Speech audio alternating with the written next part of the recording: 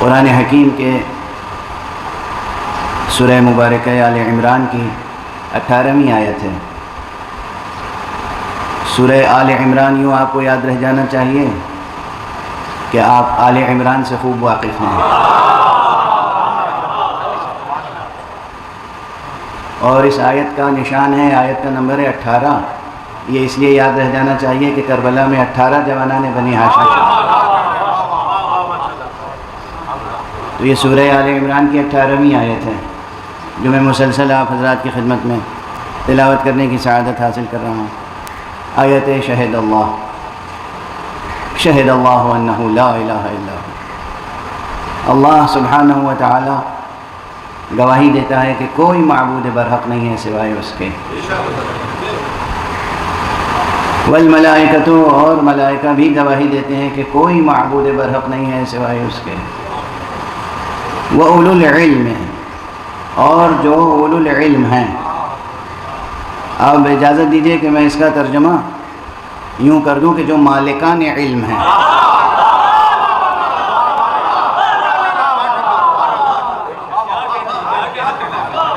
جو مالکان کشور علم ہیں، جو سروران جو سروران کشور علم ہیں، وہ بھی گواہی دیتے ہیں کہ کوئی معبود برحق نہیں ہے سوائے اسے ایک ذات برحق کے۔ اور یہ تمام کے تمام گواہی دینے والے، ان کی حالت یہ ہے، یہ حال یہ ہے، کیفیت یہ ہے کہ وہ گواہی دیتے ہیں عدل پر سرفراز رہتے ہوئے۔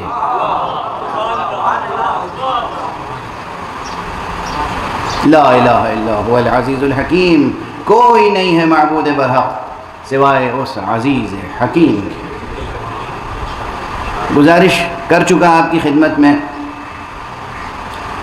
کہ بظاہر اس آیت میں مضمون توحید ہے، مضمون وحدانیت ہے۔ یہ فقیر ان سے اختلاف کرتا ہے۔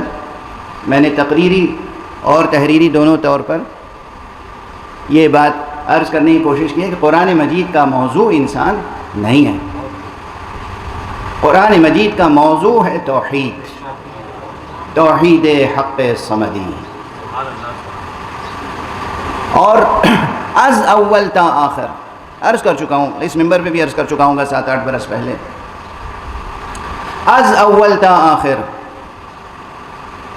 بسم اللہ سے لے کر والناس تک قرآن مجید میں ہزاروں لاکھوں کروڑوں مسئلے حیات اور کائنات کے بیان ہوئے ہیں، مگر تمام مسئلے ایک ہی اساس پر، ایک ہی بنیاد پر، ایک ہی محور پر طے کیے گئے ہیں، اور وہ ہے اساس توحید۔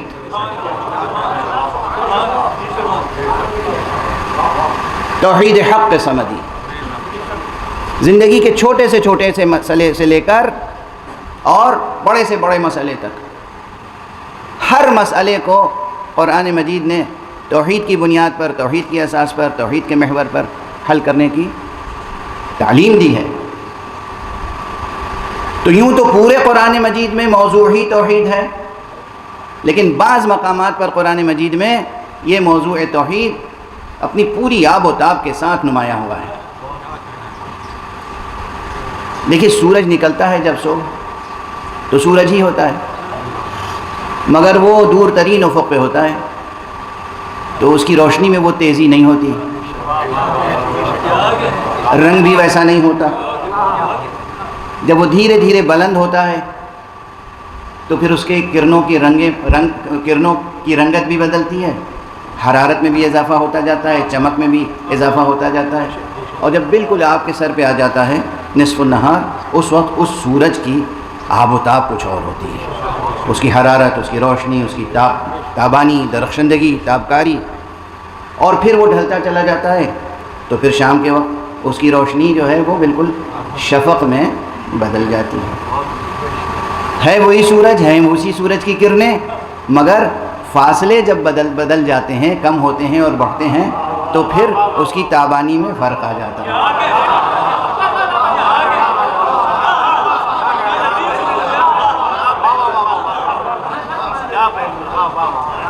تو اسی طرح کوئی حقیقت، دیکھیں محسوس مثال دے کر آپ کے لیے بات روشن ہو گئی قرآن مجید کی 6000 سے زیادہ آیتوں میں ہر جگہ توحید کی تجلی ہے، مگر بعض مقامات پر توحید کی درخشندگی بہت زیادہ نمایاں ہوتی ہے۔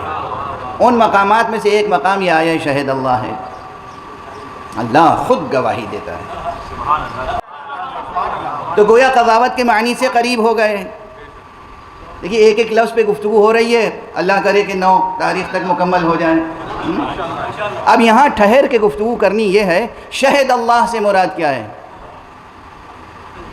اللہ سبحانہ و تعالی موجود ہے اور وہ خود اپنی ہستی پر گواہ ہے، اور اس کا علم علم حضوری ہے، اور پھر وہ اپنے علم کا اظہار فرما رہا ہے اپنے مخلوقات کے لیے، اور اپنے علم کا اظہار جس جس طرح ممکن اور مناسب ہے مخلوقات کے لیے اس طرح سے وہ اظہار کر رہا ہے۔ یعنی جب وہ گواہی دے رہا ہے تو وہ اس انداز سے گواہی دے رہا ہے کہ جسے کہتے ہیں آفتاب آمد دلیل آفتاب۔ نصف النہار کا وقت ہو، ہنگام ہو، ساعت ہو ظہر کی، اور سورج سامنے چمک رہا ہو تو کسی اور کو گواہی دینے کی ضرورت نہیں ہے کہ یہ سورج ہے، سورج خود اپنے وجود پر گواہ ہوتا ہے۔ تو پروردگار عالم کی ہستی خود اپنی ہستی پر گواہ ہے، بس ضرورت اس بات کی ہے کہ بندے کے اور ذات حق کے درمیان کوئی پردہ حائل نہ ہو، کوئی حجاب حائل نہ ہو، کوئی عبر نہ ہو، اور ان حجابات کو ہٹانے کی سعی و کوشش ہی سب کچھ ہے۔ ریاضت، سیر، سلوک، عبادت، اطاعت،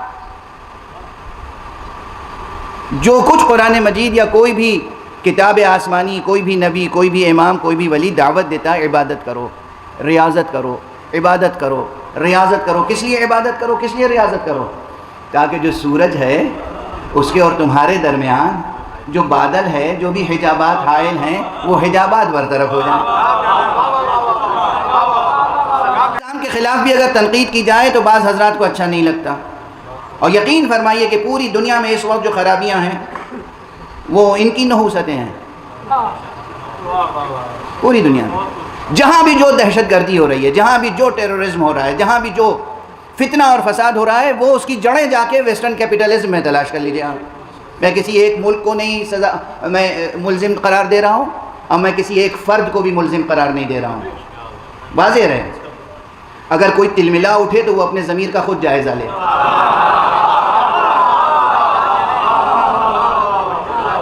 میں کسی ایک فرد کی بات نہیں کر رہا ہوں، کسی ایک ملک کی بات نہیں کر رہا ہوں۔ ایک نظام ہے، ایک نظام ہے جسے ہم مغربی سرمایہ داری کا نظام کہتے ہیں۔ یہ چاہتا ہے کہ ہر فرد اس کے سامنے سر بسجود ہو، جو وہ کہہ دیں وہ ہو جائے، کوئی انکار نہ کرے، اور جیسا وہ چاہیں ویسا نظام تعلیم بنے۔ اگر ان کی عادتیں غیر فطری ہیں تو پھر ان کے سامنے کوئی ایسا کھڑا نہ ہو جو کہہ سکے میاں یہ غیر فطری عمل کر رہے ہیں آپ۔ وہ کہیں نہیں یہی عین فطرت ہے، تم بھی یہی کرو۔ تو چھوٹے بچوں کو سکھاتے ہیں کہ بھائی تم بتاؤ کیا بننا چاہتے ہو؟ چھوٹے لڑکے، 5 برس کا لڑکا، 6 برس کا لڑکا، 5 برس کی لڑکی، 6 برس کی لڑکی، تم کیا بننا چاہتے ہو؟ مرد کی حیثیت سے جینا چاہتے ہو، عورت کی حیثیت سے؟ تمہیں اختیار ہے۔ تم لڑکے ہو، اگر لڑکی بننا چاہتے ہو تو تمہیں اختیار ہے۔ ماں باپ اگر روکے تمہیں تو ہم انہیں جیل میں ڈال دیں گے، تم آزاد ہو۔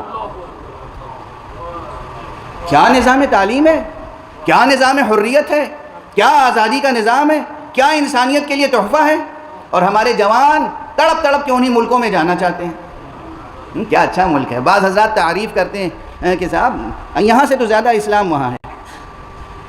کیا اسلام شناسی ہے؟ ایک صلوات پڑھ دیجئے محمد۔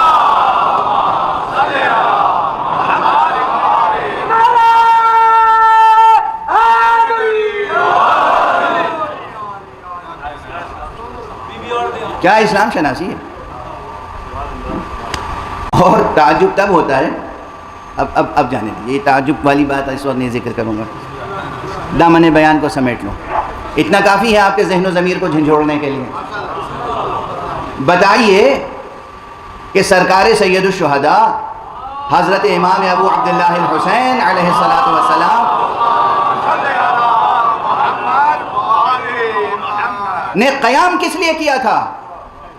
اسی لیے تو کہ ایک نظام پیدا ہو رہا تھا جو غیر فطری تھا، غیر عادلانہ تھا، منصفانہ نہیں تھا، آئین و اساس وحی و اخلاق نبوی پر قائم نہیں تھا، انسانی فطرت سے ٹکرانے والا تھا۔ اس لیے امام نے قیام کیا تھا نا۔ تو امام کی یاد کے صدقے میں، امام کے ذکر کے صدقے میں ہمیں یہ حق حاصل ہونا چاہیے، اور ہمارے پاس یہ جرأت ہونی چاہیے کہ ہم دنیا کے بڑے سے بڑے باطل نظام کے سامنے کم سے کم حرف اعتراض بن کے تو کھڑے ہو جائیں۔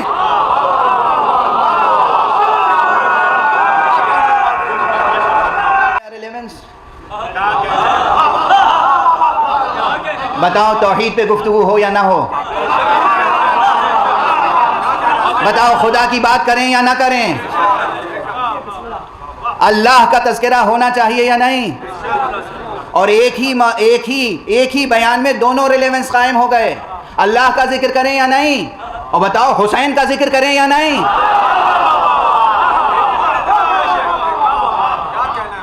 جب بھی تخت حکومت پر بیٹھنے والا کوئی طاغوت خدا کو بھلانے کی کوشش کرے تو حسین کا تذکرہ کرو۔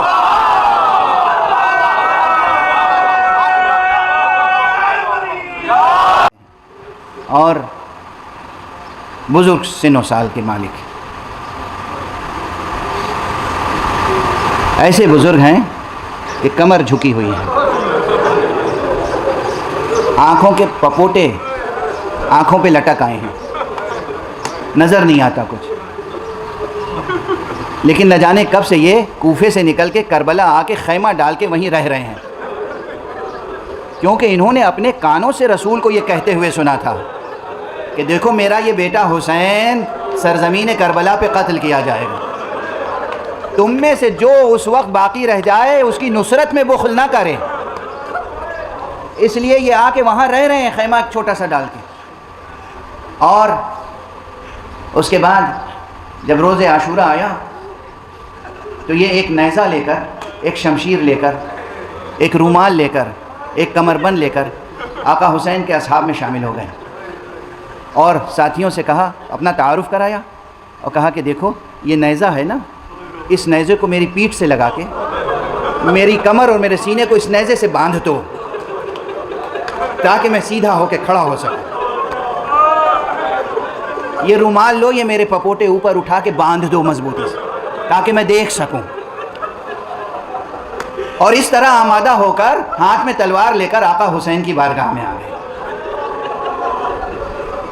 انس ابن حارث کاہلی، اور آگے کہا یا ابا عبداللہ یا ابن رسول اللہ، رسول خدا کے فرزند اجازت ہے کہ میں آپ کے لیے جہاد کروں، آپ کے اوپر جان نثار کروں؟ تاریخ میں ہے، ارباب مقاتل نے لکھا ہے، ارباب تاریخ نے لکھا ہے، آقا حسین نے اس ضعیف العمر مجاہد کی ہمت مردانہ دیکھی اور اس کے بعد گریہ کرنا شروع کر دیا۔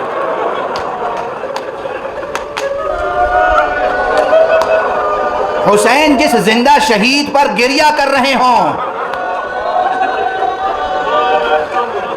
ان کا فرط ایمانی، ان کا فرط جہاد، جذبہ جہاد، فرط جذبہ جہاد دیکھ کر آقا کی آنکھوں میں آنسو آ جائیں، کیا مرتبہ ہوگا اس کا؟